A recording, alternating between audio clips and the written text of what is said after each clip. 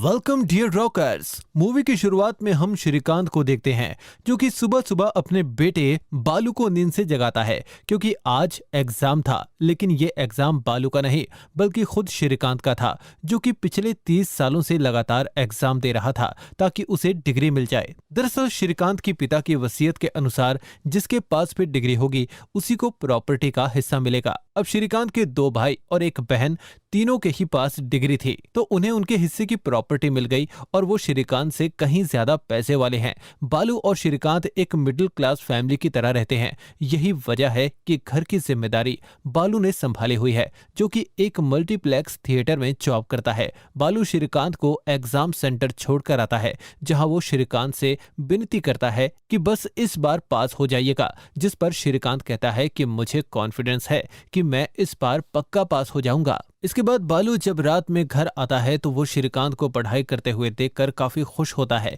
उसे लगता है कि उसके पिता मेहनत कर रहे हैं, लेकिन बाद में उसे पता चलता है कि श्रीकांत तो आंखें खोलकर सो रहा होता है। बालू ये देखकर श्रीकांत पर भड़क जाता है, जिस पर श्रीकांत बोलता है कि अभी तक के सारे पेपर्स तो मैंने किसी तरह दे दिए, लेकिन कल के पेपर में मुझे लगता है कि मैं फेल हो जाऊंगा। वो बाली से बताता है कि मेरे आगे एक लड़की बैठी है जो 3-4 कॉपियां ऐसे ही भराती है, तुम उससे बात करो, अगर उसने मदद कर दी तो मैं पक्का पास हो जाऊंगा। मतलब कि श्रीकांत चीटिंग करके पास होने के लिए कह रहा था, जिसके लिए पहले तो बालू राजी नहीं होता, पर जब उसकी माँ और दादी बोलती हैं तो वो उस लड़की से अगले दिन बात करने के लिए चला जाता है जिसका नाम सरयू होता है। बालू सरयू को सारी सिचुएशन समझाता है, जिसे समझने के बाद वो श्रीकांत को चीटिंग करवाने को मान तो जाती है, लेकिन उसकी शर्त थी कि अगर श्रीकांत पास हो गया तो वो 100 अनाथ बच्चों को फ्री में पढ़ाएंगे, जिसके लिए श्रीकांत और बालू दोनों ही मान जाते हैं। इसके बाद एग्जाम के दौरान श्रीकांत सरयू की मदद से पूरी 3 कॉपियां भरकर आता है। उसे लगता है कि उसने पेपर बहुत अच्छा किया है,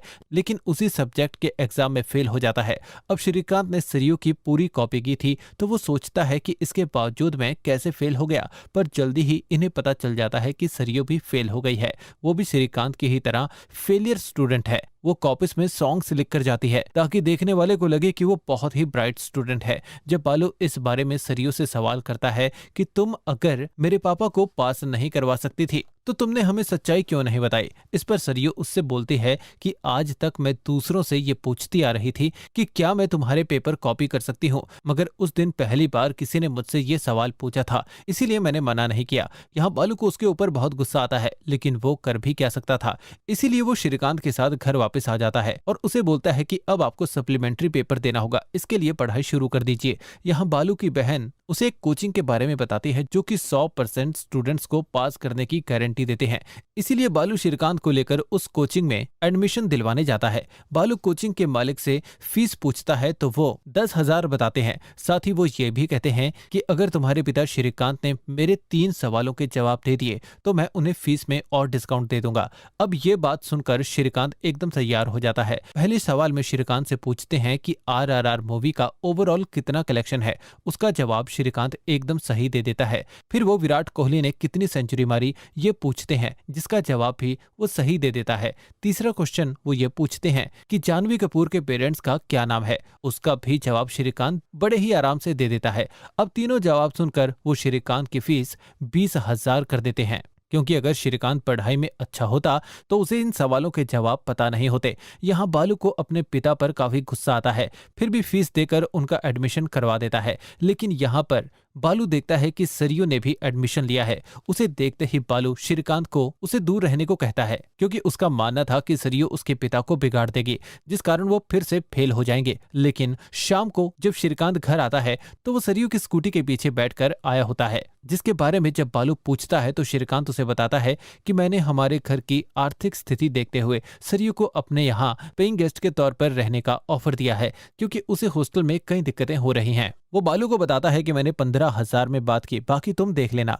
अब बालू सरयू को यहाँ नहीं रखना चाहता था, लेकिन जब उसका दोस्त बादशाह उसे समझाता है कि सरयू देखने में काफी पतली दुबली है, इसीलिए वो खाना भी कम खाएगी, साथ ही महीने के 15,000 आएंगे, जिससे तुमको हर महीने की तरह उधार नहीं मांगना पड़ेगा, तो उसे रहने दो। पहली बार अंकल ने कुछ ढंग का काम किया है। बादशाह की इस बात को मानकर बालू सरिया को पेइंग गेस्ट के तौर पर रखने के लिए राजी हो जाता है, मगर उसकी कुछ शर्तें थी, जैसे वो कम बिजली इस्तेमाल करेगी, घर टाइम से आएगी और अपने बर्तन वगैरह भी खुद ही साफ करेगी। सरयू ये सारी शर्तें मान जाती है, लेकिन उसकी भी एक शर्त थी कि जब वो यहाँ रहे तब तक उसे घर का सदस्य समझा जाए। इस शर्त के लिए बालू मान जाता है, लेकिन उसका कुछ और ही प्लान था। वो सरयू को अगली सुबह उठाकर कहता है कि तुम जाकर मेरी दादी माँ को टहला लाओ। इस पर वो बालू से पूछती है कि मैं ऐसा क्यों करूं, तो जवाब आता है कि क्या तुम्हें इस घर की सदस्य की तरह रहना चाहती थी? ना तो वो घर के सारे लोग काम करते हैं तो उन्हें करने चाहिए। इस तरह वो सरयू से सारा काम लेता रहता है, पर सरयू बेशर्मों की तरह उनके घर में रह रही होती है। यहाँ तक कि वो पूरे घर को मूवी दिखाने बालू के थिएटर में ले आती है। यहाँ उसने सभी के लिए लार्ज टब पॉपकॉर्न लिए थे और पैसे के लिए उसने बालू का रेफरेंस दे दिया था कि वो इन सब के पैसे चुका देगा। तभी वहां बालू आता है, जो कि उनकी मूवी टिकट्स तो नहीं लेता, पर उन सबके पॉपकॉर्न टब उनसे वापस ले लेता है। यहाँ तक कि वो उन्हें पानी भी नहीं लेने देता, क्योंकि मल्टीप्लेक्स में पानी भी महंगा आता है। बालू सभी से कहता है कि मिडिल क्लास फैमिली इसीलिए इंटरवल में थिएटर से बाहर नहीं निकलती, वो तभी निकलते हैं जब उन्हें वॉशरूम यूज करना हो। इसीलिए इस मिडिल क्लास की प्रथा तुम सभी को निभानी होगी। बालू घर की हर चीज का ख्याल रखता है, साथ ही उसने घर की सारी जिम्मेदारी अपने कंधों पे उठा रखी थी। अब इसके अगले दिन जब सरयू क्लास में होती है, तभी उसे अपनी एक दोस्त का फोन आता है जो भागकर शादी कर रही थी और उसे विटनेस के तौर पर सरयू की जरूरत थी। मगर जब सरयू अपनी फ्रेंड के पास पहुंचती है तो वो देखती है कि उसकी फ्रेंड का होने वाला पति यानी कि लड़का अभी नहीं आया होता, जिस बारे में जब वहां के रजिस्ट्रार को पता चलता है तो वो बोलता है कि मैं लव मैरिज के खिलाफ नहीं हूँ, लेकिन जो लड़का अपनी शादी के दिन लेट हो सकता है वो भला जिंदगी में तुम्हारी जिम्मेदारी कैसे उठाएगा। इस पर सरयू की दोस्त बोलती है कि वो मेरे लिए अपने परिवार को छोड़कर ये शादी कर रहा है क्योंकि वो लोग राजी नहीं थे। इसके जवाब में वो आदमी बोलता है कि जो इंसान अपने परिवार को छोड़ सकता है वो कभी भी एक अच्छा पति नहीं बन सकता, क्योंकि एक जिम्मेदार इंसान अपने परिवार को हमेशा पहले रखता है।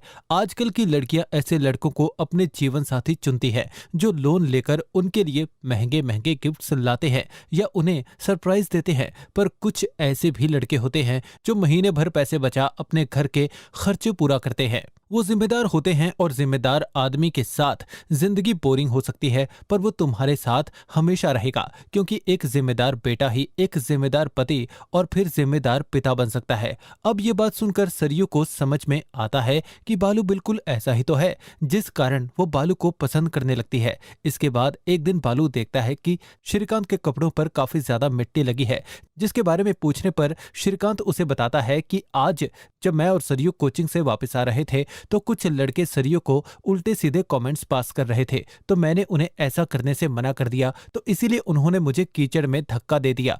अब ये सुनते ही बालू श्रीकांत और सरयू दोनों पर ही भड़क जाता है। वो कहता है कि तुम्हें उनसे भिड़ने की क्या जरूरत थी, जिसपे सरयू उन्हें बोलती है कि मेरी जगह अगर तुम्हारी गर्लफ्रेंड होती तो तब भी तुम यही बोलते क्या। उसकी इस बात को सुनकर बालू वहां से हंसते हुए चला जाता है। जिसके बाद श्रीकांत सरयू को बताता है कि 4 साल पहले बालू को एक लड़की से प्यार हुआ था, लेकिन उसने सबके सामने बीच सड़क पर उसे राखी बांधी थी। तब से अगर कोई भी लड़की उसे अपने दिल की बात कहती है तो बालू उसको राखी बांध देता है। इस तरह उसने कई लड़कियों को राखी बांधी है। फिलहाल ये बात जानकर सरयू सोच में पड़ जाती है कि अब मैं उसे अपने दिल की बात कैसे कहूंगी। इसी दौरान बालू के नाम एक पार्सल आता है। दरअसल सरयू ने बिना अपना नाम इस्तेमाल किए बालू को एक टी शर्ट भेजी थी। अब बालू ये सब समझ गया था कि ये किसी लड़की का ही काम है, इसीलिए वो सरयू को अपने साथ लेकर अपने कॉलेज की क्लासमेट के घर जाता है जो कभी उसे प्यार करती थी। बालू को लग रहा था कि टी शर्ट उसी ने भेजी थी, इसीलिए वो उसके पिता के सामने ही जबरदस्ती अपने हाथ में उससे राखी बंधवाता है, जो सब सरयू खड़ी देख रही थी। इसके बाद अगले दिन अचानक से बालू उस पार्सल वाली टी शर्ट से एक लव लेटर मिलता है, जिसकी हैंडराइटिंग सरयू से मिल रही थी, जिससे वो समझ जाता है कि ये सब सरयू का किया धरा है। इसीलिए वो सरयू को जबरदस्ती मजबूर करने लगता है कि वो उसे राखी बांधे, जिससे सरयू इनकार कर देती है और अचानक से वो बालू को किस कर देती है, जिसकी उम्मीद उसने कभी भी नहीं की थी। बालू यहाँ शौक में खड़ा रह जाता है। फिलहाल उसने सरयू से राखी तो नहीं बंधवाई थी, मगर बालू उससे हमेशा दूर ही रहता था। जिसके कारण सरयू की उम्मीद खत्म हो चुकी थी कि बालू उससे कभी अपने प्यार का इजहार करेगा। इसीलिए वो यहाँ से अपने घर हैदराबाद जाने का फैसला करती है, जो कि जाहिर है आसान नहीं था। साथ ही एग्जाम भी खत्म हो चुका था। अब श्रीकांत के कहने पर बालू सरयू को बस तक छोड़ने के लिए जाता है, जहाँ रास्ते में उसे वही गुंडे दिखाई देते हैं जो हमेशा सरयू को कमेंट किया करते थे, जिन्हें बालू काफी मारता है। यहाँ सरयू बालू से बिना कुछ बोले जाकर बस में बैठ जाती है, जिसे यूं जाता देखकर बालू उसे रुकने के लिए बोलता है, पर वो नहीं सुनती और ना रास्ता देखते हुए उसे बस के अंदर से ही किस कर लेता है, जो सीन अपने आप में ही बहुत प्यारा था और यही बालू के प्यार का इजहार था, जिससे सरयू अब खुशी खुशी यहाँ से निकलती है और जल्दी ही बालू अपने और सरयू के रिश्ते के बारे में अपने परिवार से बता देता है, जिन्हें सरयू पहले से ही काफी पसंद थी। लेकिन जो सरयू और बालू के बीच उस दिन बस पर हुआ, वो सरयू के फूफा ने देख लिया, जो कि इसी शहर में रहते हैं। वो बालू से मिलकर उसे बताते हैं कि सरयू के पिता लव मैरिज के सख्त खिलाफ हैं, क्योंकि उनकी बुआ ने भी लव मैरिज की थी, जिसे 3 साल बाद उनका पति उन्हें छोड़कर चला गया।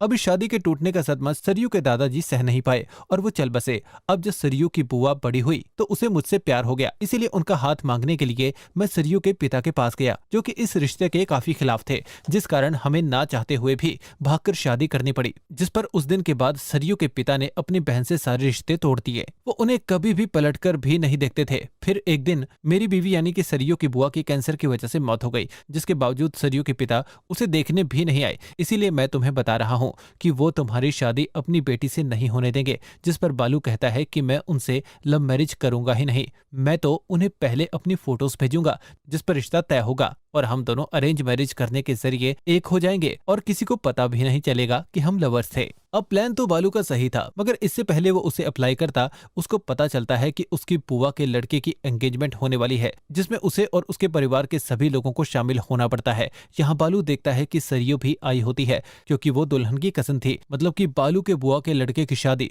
सरयू के चाचा की लड़की से हो रही थी और इस हिसाब से सरयू और बालू के बीच भाई बहन का रिश्ता बन जाएगा। और इस बात को सरयू के पिता काफी सीरियसली लेते हैं। वो बालू को अपनी बेटी सहित अपने भाइयों की बेटियों से मिलवाते हैं, क्योंकि वो उन सभी का भाई बन चुका था और क्योंकि पहले बालू ने सरयू के यहाँ अपने रिश्ते की बात नहीं चलाई थी, इसीलिए वो बुरी तरह से फंस चुका था। अब उसके पास एक ही रास्ता था कि वो कुछ भी करके इस शादी को तोड़ दे। अपनी इस प्रॉब्लम के बारे में बालू श्रीकांत सहित परिवार के सभी लोगों से बताता है, जिस पर वो श्रीकांत से कहता है कि आप अब किसी भी तरह से इस शादी को तोड़वाइए। बेचारा श्रीकांत ये करना तो नहीं चाहता था, पर बेटे की खुशी के लिए उसे ये करना होगा। वो देखता है लड़के और लड़की वालों में बात हो रही होती है कि शादी यहीं हैदराबाद में कर जाएं।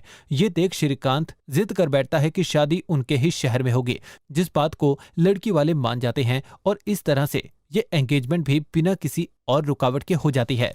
मतलब कि बालू का प्लान फेल हो चुका था, इसीलिए वो कुछ और सोचने लगता है और जब इस बारे में सरयू को पता चलता है तो वो भी इस शादी को तोड़ने के पक्ष में हो जाती है। इसके बाद श्रीकांत बालू को बताता है कि वो इस बार एग्जाम में पास हो गया है, जो बात जानकर बालू काफी खुश हो जाता है, क्योंकि अब उसके पिता को कोई फेलियर नहीं कहेगा। हालांकि अगले दिन सरयू का सारा परिवार यहाँ आ जाता है, क्योंकि अगले दिन रक्षाबंधन था और सरयू के पिता चाहते थे कि उनके घर की सारी लड़कियां बालू को राखी बांधे। यही वजह थी कि वो शादी के 2 हफ्ते पहले ही यहाँ आ गए थे। ये पहली बार था कि सरयू और उसकी बहन किसी को राखी बांधेंगे। अब बालू को समझ नहीं आ रहा था कि वो क्या करे, इसीलिए वो फैसला करता है कि कल का पूरा दिन वो गायब रहेगा और रात में ही वो अपने दोस्त बादशाह के साथ चला जाएगा। लेकिन अब अगले दिन सरयू का पूरा परिवार तैयारी के साथ बालू को राखी बांधने आता है, तो पुलिस बालू और बादशाह को घर लाती है, क्योंकि उन्होंने नशे में गाड़ी पुलिस जीप से लड़ा दी थी, जिस कारण दोनों को रात भर लॉकअप में रहना पड़ा। पुलिस के जाने के बाद खुद को राखी की सिचुएशन से बचाने के लिए बालू वॉशरूम में घुस जाता है और काफी सोचने के बाद वो अपना राइट हैंड काट लेता है ताकि कोई उसे राखी ना बांध पाए। वो बहाना बनाता है कि शेव करते वक्त मेरा हाथ कट गया, जिस कारण लड़कियां उसे तो राखी नहीं बांध पाती। ये देख बालू सभी से अपने दोस्त बादशाह को राखी बंधवा देता है। बालू प्लान बनाता है कि वो सरयू की सारी कजन्स के बारे में पता करेगा और अगर एक का भी बॉयफ्रेंड हुआ तो उसका काम बन सकता है। तो काफी पता लगाने के बाद बालू को पता चलता है कि उसकी बुआ का लड़का मोहन और सरयू की बहन नर्मदा कॉलेज से ही एक दूसरे से प्यार करते हैं और ये सब शादी का नाटक मोहन और उसके परिवार वालों ने रचा था। मतलब कि जो कभी बालू करने वाला था अपनी शादी के लिए वो मोहन ने कर दिया था। मतलब कि उसका ये प्लान काफी फेल हो चुका था। इसी बीच सरयू के पिता बालू से बताते हैं कि हमें सरयू की शादी उसके बचपन में ही कुला नाम के एक पॉलिटिशियन से तय कर दी थी, थी जो कि यहाँ आज आने वाला है और सरयू का भाई होने के नाते तुम्हें उसका खास ख्याल रखना होगा। बेचारे बालू को ना चाहते हुए भी हाँ करना पड़ता है। इसके लिए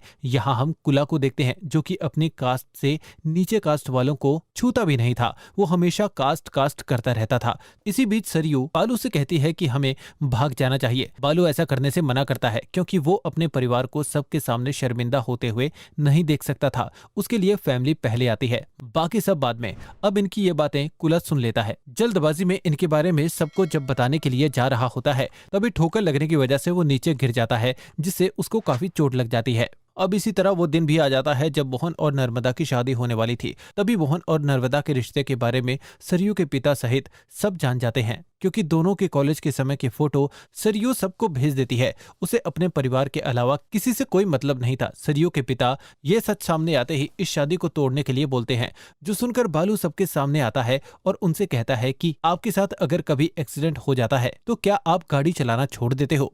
इसी तरह आपके परिवार में एक लव मैरिज सक्सेस नहीं हुई तो आपने मान लिया कि लव मैरिज कभी सक्सेस नहीं होती। आपने इसी ईगो की वजह से अपनी बहन को उसके आखिरी समय में देखने तक नहीं गए, जिस दौरान उसके पति ने उनकी काफी सेवा की। बालू उन्हें काफी समझाता है तो उनको अपनी गलती का एहसास होता है और ये सब कहने के बाद बालू वहां से चला जाता है। वो अपने थिएटर में जाकर अपना काम कर ही रहा होता है।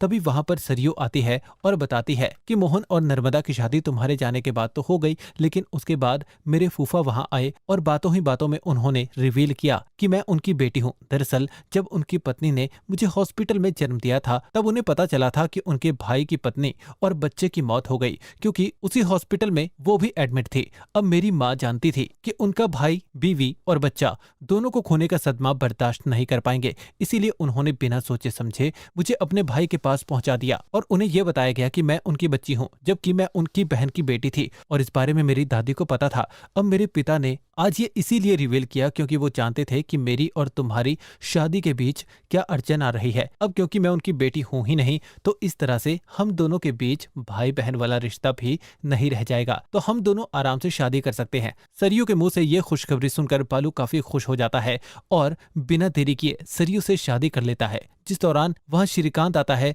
जिसको डिग्री मिल चुकी थी, तो अपने पिता की जायदाद का हिस्सा भी उसे मिल जाता है, जिससे सभी खुश हो जाते हैं और इस हैप्पी एंडिंग के साथ ये मूवी यहीं पर एंड हो जाती है।